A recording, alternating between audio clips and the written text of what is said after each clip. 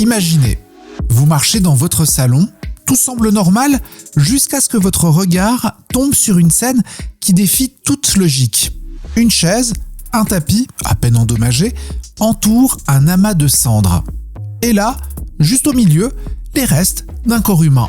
Nous allons explorer aujourd'hui un phénomène qui fascine et effraie à la fois, la combustion spontanée humaine ou SHC pour les intimes. Est-ce un mythe, un cas d'erreur de diagnostic ou une preuve que notre monde cache encore des mystères insondables ?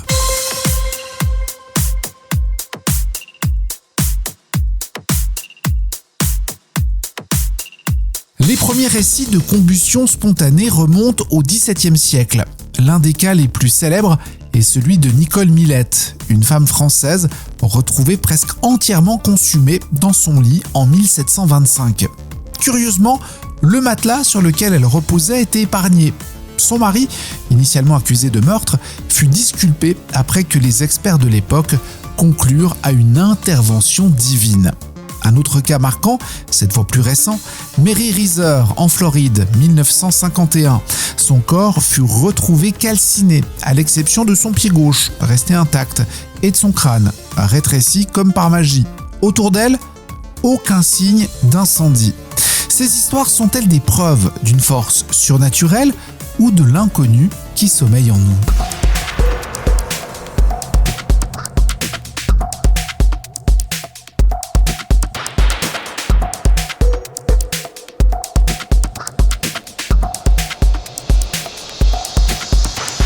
Pour les amateurs de mystère, la combustion spontanée est un élément fascinant. Certains avancent l'idée que des énergies psychiques, des champs électromagnétiques ou même des entités paranormales pourraient être responsables. Et si la SHC était liée à une émotion intense, un stress violent ou un éveil d'une puissance latente dans notre corps ? Ces hypothèses sont fascinantes, mais elles reposent davantage sur l'imagination que sur des preuves tangibles. Une autre piste conduit vers le divin ou le maléfique. Certains voient dans ces événements des actes de punition surnaturelle. Mais pourquoi certaines victimes seraient-elles choisies ? Et surtout, pourquoi ces combustions seraient-elles si localisées et si silencieuses ?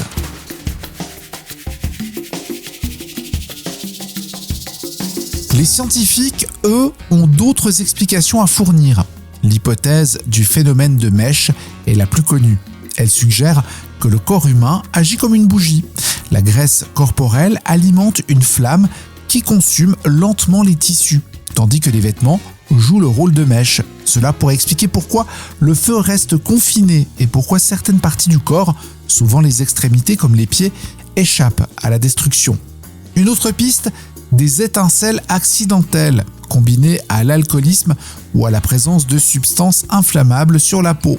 Certaines victimes de SHS avaient un mode de vie ou des habitudes qui pourraient renforcer cette théorie. Mais alors, pourquoi n'observons-nous pas ces cas plus fréquemment ? Et pourquoi le feu semble-t-il si souvent surgir de l'intérieur du corps et non de l'extérieur ?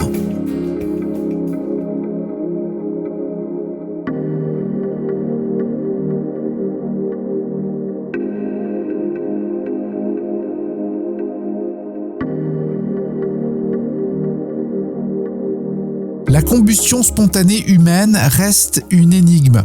Peut-être n'est-elle qu'un cocktail improbable de circonstances ordinaires, ou peut-être sommes-nous face à un mystère qui nous dépasse.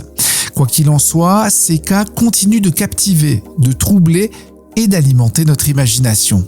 Alors qu'en pensez-vous ? Phénomène réel ou simple fantasme ?